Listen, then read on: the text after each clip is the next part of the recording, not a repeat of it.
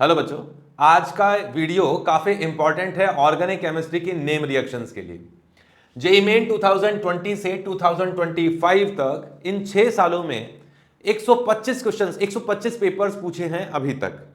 इन 125 papers में से जो केवल केमिस्ट्री की बात की जाए तो 3,500 से ज्यादा क्वेश्चंस केमिस्ट्री के थे, और ऑर्गेनिक केमिस्ट्री की बात करूं तो करीबन 350 के आसपास क्वेश्चन केवल ऑर्गेनिक केमिस्ट्री के पूछे गए हैं। इतने सारे जब क्वेश्चंस पूछे गए होंगे तो यह सवाल ही नहीं उठता कि सिलेबस में से कोई पोर्शन कोई पार्ट छूट गया हो। तो सारा कुछ ऑर्गेनिक केमिस्ट्री का इनमें पूछ लिया गया है। अब जो स्टूडेंट्स रिवीजन करने के आसपास पहुंच गए हैं, जो रिपीटर बैच के स्टूडेंट हैं, उनका सिलेबस तो लगभग कंप्लीट होने पर ही होगा, तो अब उन्हें तो रिवीजन करना ही है पूरा सिलेबस का।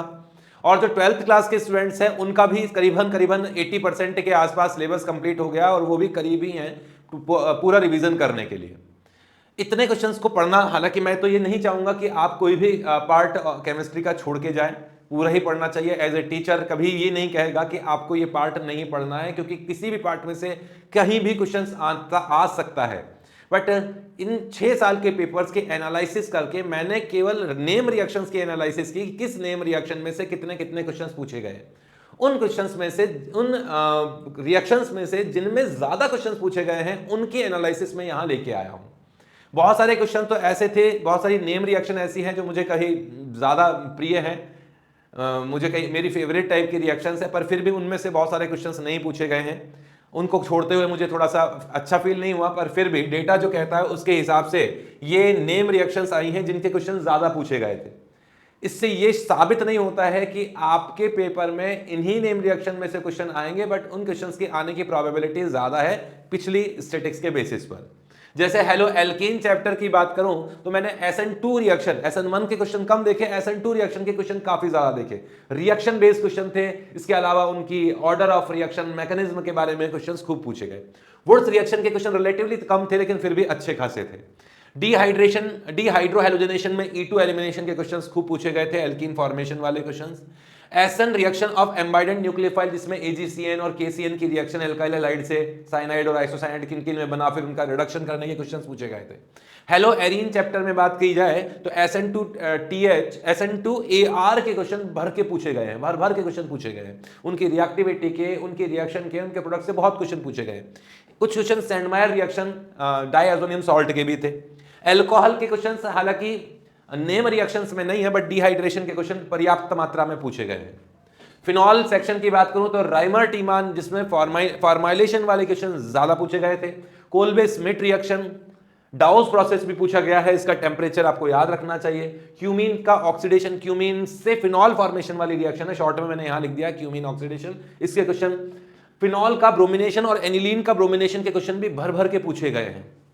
इसके अलावा aldehyde, ketone and carboxylic acid chapter की बात करें तो ये चैप्टर तो वैसे ही बहुत इंपॉर्टेंट है, और इसके सबसे ज्यादा questions aldehyde, ketone, carboxylic acid के सबसे ज्यादा क्वेश्चंस पूरे ऑर्गेनिक केमिस्ट्री में नेम रिएक्शन में पूछे गए। हालांकि नेम रिएक्शन इसमें ज्यादा आती भी हैं। गाटरमांस कोच फॉर्मुलेशन के question, Etard reaction, Rosenmund reduction, aldol Cannizzaro, aldol के तो करीबन मैंने काउंट किए 25 से ज्यादा क्वेश्चन तो बिल्कुल सीधी एल्डोल रिएक्शन थी, इंट्रामोलिकुलर एल्डोल वगैरह की रिएक्शन थी। कैनिजारो रिएक्शन भी, कैनिजारो के भी क्वेश्चन अच्छे खासे पूछे गए। और हेलोफॉर्म रिएक्शन, इन 3 रिएक्शन को तो एल्डिहाइड कीटोन में बहुत ज्यादा पूछा गया है नेम रिएक्शन में। नेक्स्ट हाइड्रोकार्बन चैप्टर की बात करें तो हाइड्रोबोरेशन ऑक्सीडेशन ऑफ एल्कीन, जिससे अल्कोहल बनाने की रिएक्शन खूब क्वेश्चन पूछे गए हैं। हाइड्रोहेलोजनेशन HX का एडिशन के क्वेश्चन है। हाइड्रेशन सेम HX के एडिशन, वाटर का एडिशन जैसे ही क्वेश्चन है। फ्रिडलक्राफ्ट एसाइलेशन के क्वेश्चन भी अच्छे खासे पूछे गए हैं बेंजीन पर। अमीन चैप्टर की बात करूं तो छोटा सा चैप्टर है, बट इसमें नेम रिएक्शन खूब आती हैं और क्वेश्चन भी अच्छे खासे पूछे जाते हैं, इजी क्वेश्चन इसके बनते हैं। हाफमैन ब्रोमाइड इंपॉर्टेंट रिएक्शन है। नाइट्रेशन ऑफ एनिलीन, जिसमें परसेंटेज ऑफ प्रोडक्ट्स भी पूछा गया है। Hinsberg test of amines, diazotization of aromatic amine, खूब क्वेश्चन है इसके। और डाइएजोटियम सॉल्ट के फिर coupling reaction with phenol aniline के क्वेश्चन भी पूछे गए हैं।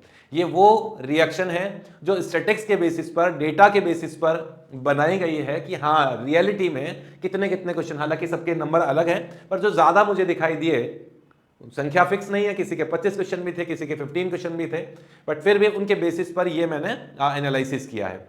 मैं फिर कहूंगा कि मुझे तो एज ए टीचर एक भी क्वेश्चन छोड़ना, एक भी रिएक्शन छोड़ना अच्छा नहीं लगता, बट फिर भी फाइनल रिवीजन के टाइम आपको ये डेटा मदद करे, इसलिए बस ये पॉइंट बनाया है। मेरा कहना ये नहीं है कि आप किसी भी रिएक्शन को छोड़ के जाएं।